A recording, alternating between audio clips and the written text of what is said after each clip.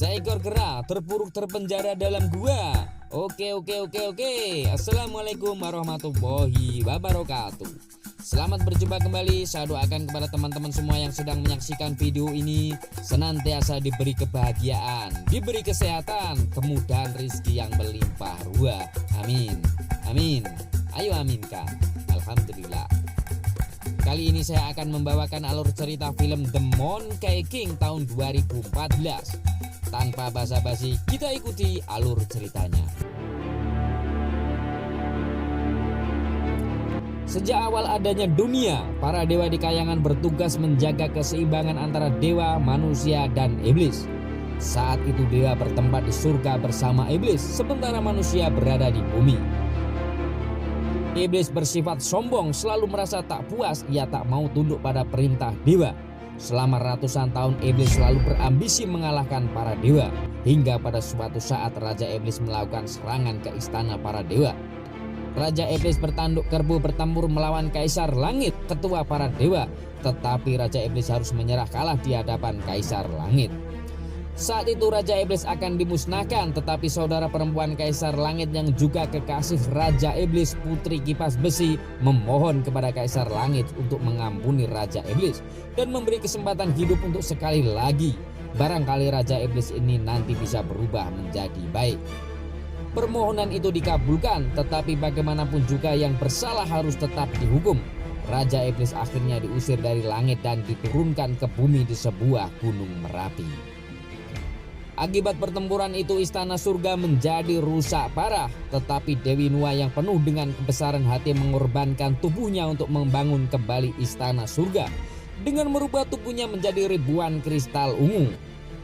Dengan kristal itu ia juga membangun gerbang kayangan selatan agar iblis tak lagi menembus langit. Dari ribuan kristal itu ada salah satu kristal yang jatuh ke bumi tepat di gunung Huaguo dan menjelma menjadi seekor bayi monyet.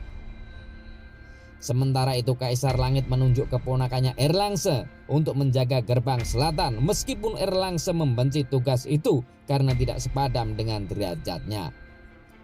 Suatu hari di sebuah hutan di Gunung Huaguo, siluman rubah bertemu dengan bayi kera yang masih terbungkus batu kristal itu. Tetapi ia terluka saat menyentuh kristal itu. Ia terpental jauh dan diselamatkan oleh kekuatan awan hitam misterius. Sementara itu Dewi Kuan Yin mengutus guru Subhuti untuk mendidik kera tersebut agar kelak berguna bagi umat manusia. Kemudian guru Subhuti menjemput kera tersebut di Gunung Huaguo. Lalu monyet itu dibawa dan dilatih oleh Subhuti di sebuah tempat di kayangan. Kemudian monyet itu diberi nama Sun Wukong. Oleh guru Subhuti ia diajari ilmu merubah 72 wujud, juga ilmu menembus awan nimbus. Wukong memperlihatkan kemajuan yang cukup drastis, bahkan ilmunya mengalahkan para seniornya. Sementara itu di Gunung Merapi, tempat iblis diturunkan, seorang peramal wanita yang tak bermuka, Zilamper, memberitahukan kepada Raja Iblis bahwa ada salah satu kekuatan yang terlahir dari kristal Nuwa jatuh di bumi. Zilamper mengatakan bahwa makhluk jelmaan kristal Nuwa ini mempunyai kekuatan super dan bisa digunakan untuk merebut istana kayangan yang dikuasai Kaisar Langit. Namun karena pintu istana kayangan sulit ditembus para iblis, harus ada orang dalam yang membantunya. Peramal itu menyebut Erlangse, seorang komandan tentara langit yang menjaga gerbang selatan. Ia sangat serakah dan bisa diperalat. Akhirnya Raja Iblis berencana untuk menyerang istana langit untuk menggulingkan Kaisar Langit sekaligus balas dendam atas kekalahannya dulu. Raja Iblis menemui Erlangse. Ia mengutarakan niatnya untuk menyerang kayangan. Jika Kaisar Langit tumbang, maka Erlangse bisa menguasai tahta Kaisar Langit. Akhirnya Erlangse yang sebenarnya tidak terima karena hanya diberi jabatan sebagai penjaga pintu kayangan terhasut oleh propaganda Raja Iblis, hingga ia setuju bersekongkol untuk menggulingkan tahta Kaisar Langit. Sementara itu Wukong yang telah menguasai beberapa ilmu pulang ke asalnya, yaitu di Gunung Huaguo. Tetapi ia mendapati teman-temannya diserang oleh monster siluman jahat. Tanpa pikir panjang, Wukong pun langsung melumpuhkan monster itu. Kemudian Wukong berniat mencarikan senjata untuk teman-temannya. ia pergi ke istana Raja Naga yang berada di bawah laut untuk menemukan senjata bagi monyet-monyet yang berada di Gunung Wagu. Wukong berhasil mengambil beberapa senjata, juga mengambil baju perang berlapis emas kebesaran Raja Naga. Wukong juga tertarik dengan tongkat yang ditanam di laut. Tentu saja Raja Naga ketakutan kalau sampai tongkat itu diganggu, karena itu adalah tongkat pengendali banjir. Tetapi asisten Raja Naga meyakinkan kalau tak ada seorang pun yang bisa mencabut tongkat itu, hingga Raja Naga mengatakan, cabutlah kalau mampu. Wukong yang punya sifat temperamental dan anti diremehkan berkobar jiwa mudanya. Tanpa disangka, tanpa dinyana, Wukong mengerahkan semua kekuatannya dan berhasil mencabut tongkat pengendali banjir itu. Benar saja, usai tongkat dicabut, gempa berkekuatan 12,6 skala Richter membuat bumi bergoyang. Air laut menjadi pasang, ombak besar pun datang, tsunami menerjang, dan sebagian istana Raja Iblis diporak-porandakan gelombang. Setelah insiden itu, Raja Naga melaporkan ke Istana Kayangan tentang kehancuran istananya yang diobrak-abrik Wukong. Raja Naga bertemu Erlangse sebagai penjaga gerbang selatan.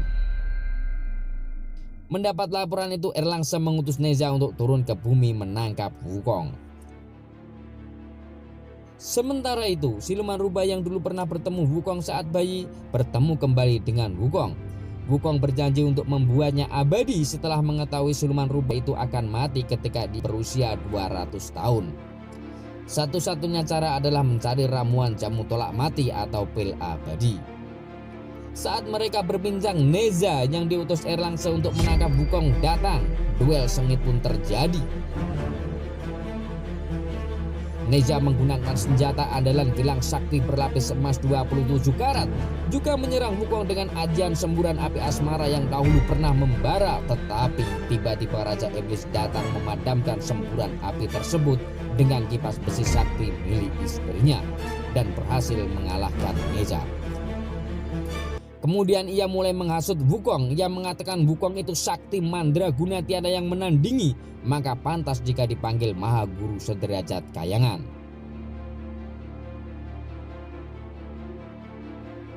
Ia juga mengatakan, kau tak pantas di bumi, kau layak menempati istana di langit.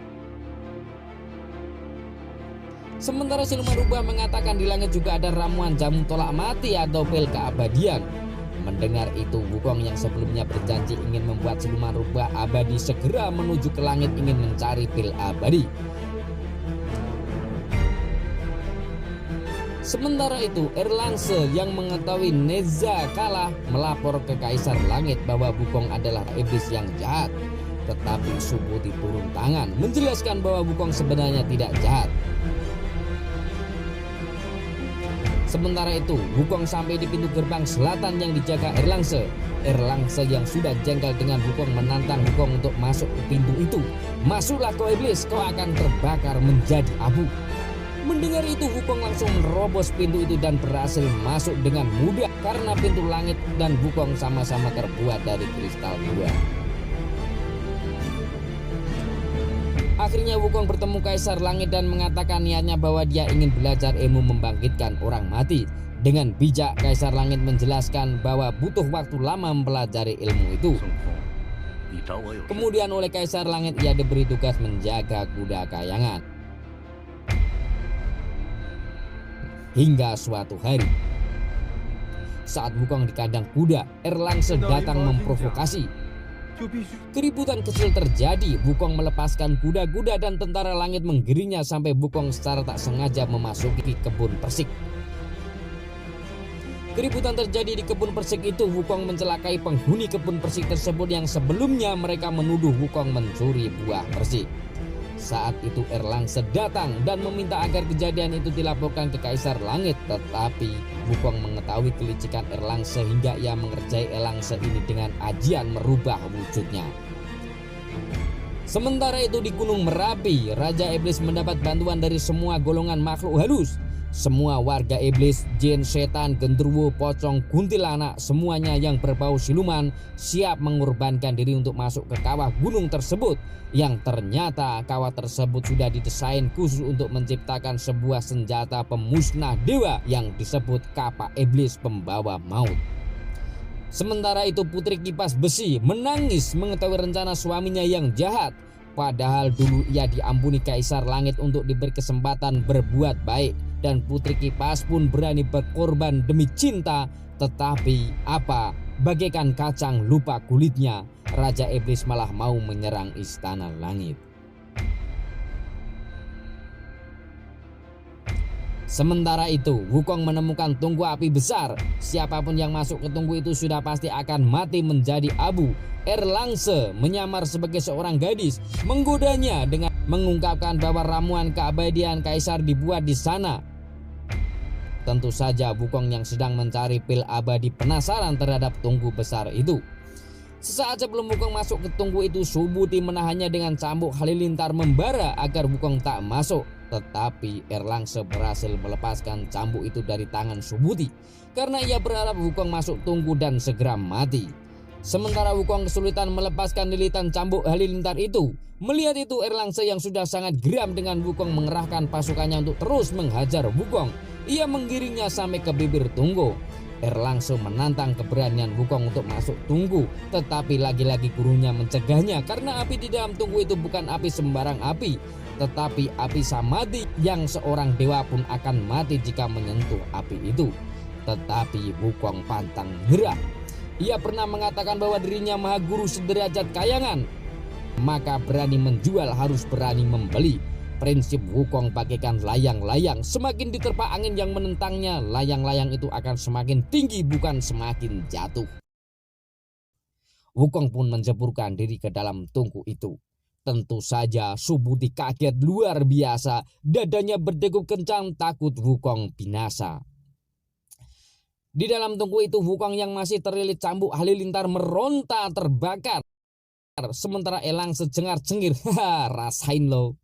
Tetapi di luar dugaan, Wukong berhasil menghirup seluruh energi juga menelan pil keabadian yang ada di dalam tungku itu. Dan berhasil melepaskan lilitan cambuk halilintar. Ia keluar dan mengejar Erlangse. Dengan penuh emosi yang berapi-api, ia menghajar Erlangse sampai babak belur. Untunglah ia dapat melarikan diri. Wukong yang sudah menelan pil keabadian akhirnya meninggalkan Istana Langit dan kembali untuk menemui teman-temannya di Gunung Huagu. Tetapi kesedihan melanda hatinya ketika mendapati Gunung Huagu sudah hancur dan semua teman-temannya tewas, termasuk siluman rubah yang mati dan terdapat asap gelap di lehernya. Ia menyesal meninggalkan teman-temannya dulu. Kalau sudah tiada, baru terasa bahwa kehadirannya sangat berharga. Dengan penuh kesedihan yang mendalam, ia mengubur teman-temannya itu. Tiba-tiba Raja Iblis datang dan memberitahu bahwa yang membunuh semua kera adalah tentara langit. Ia juga mengatakan bahwa sebenarnya Istana Langit menginginkan Wukong dan dirinya binasa.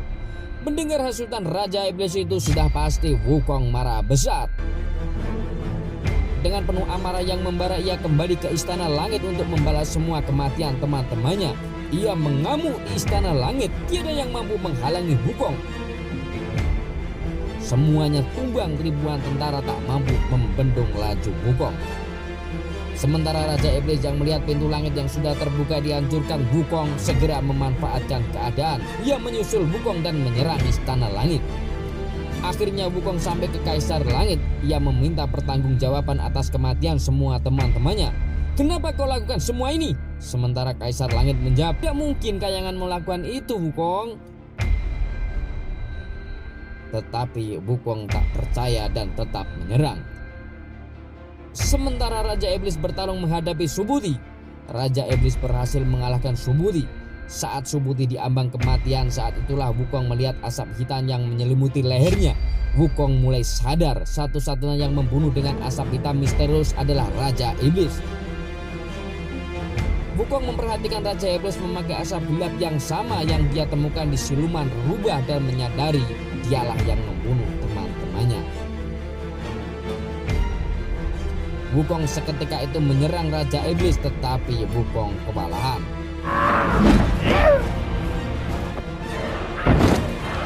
Sementara itu Kaisar Langit yang membantu Wukong berhasil juga dikalahkan oleh Raja Iblis. Erlangse yang melihat Kaisar Langit tak berdaya segera memanfaatkan keadaan. Dengan penuh ambisi merebut tahta, ia bermaksud menghabisi Kaisar Langit, tetapi Wukong lebih dulu menghadirkannya. Kembali Raja Iblis menyerang Wukong hingga Wukong terkalahkan. Raja Iblis segera menuju singgasana Kaisar Langit, sementara Erlangse kaget. Harusnya dia yang duduk di singgasana itu.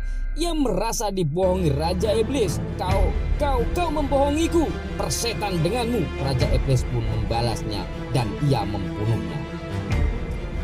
Sementara itu, Wukong yang hampir KO diajar Raja Iblis ditemui Dewi Guanjin. Ia mendapat wejangan panjang lebar. Salah satu wejangan yang sempat menyadarkan Wukong, jika kau berulang kali melakukan kejahatan, lalu apa gunanya hidup? Wukong pun akhirnya menyadari kesalahannya. Wukong bertarung dengan Raja Iblis untuk sekali lagi. Raja Iblis berubah menjadi monster kerbau yang sangat besar, sementara Wukong berubah menjadi kera yang sangat besar juga. Wukong berhasil mengalahkan Raja Iblis dengan mematahkan satu tanduknya dan memukulnya sampai jatuh ke bumi. Dan ia kehilangan semua kekuatannya. Ia berubah menjadi seekor kerbau biasa. Saat itulah Dewi Kipas Besi bersama anaknya menemuinya. Ia berjanji akan tetap menjaganya apapun bentuk suaminya itu. Beginilah takdir, kejahatan pasti berakhir keburukan. Sejatinya jika engkau berbuat buruk, maka sebenarnya engkau berbuat buruk pada dirimu sendiri. Tetapi jika engkau berbuat baik, sejatinya engkau sedang berbuat baik pada dirimu sendiri. Akibat kekacauan ini Istana Langit hancur. Wukong ingin membantu Kaisar membangun kembali Istana Langit yang sudah hancur sebagai penebus kesalahannya. Tetapi dia dihentikan oleh Buddha. Buddha mengungkapkan bahwa kesempatan Wukong untuk penebusan kesalahan akan tiba dalam 500 tahun. Tetapi ia harus tidur di dalam tangan Buddha yang berubah menjadi gunung yang disebut Gunung Lima Jari. Wukong pun setuju dan disegel oleh Buddha. 500 tahun kemudian Tong Samzang mendekati gunung tersebut dan bersambung. Sampai berjumpa di video berikutnya. Wassalamualaikum warahmatullahi wabarakatuh.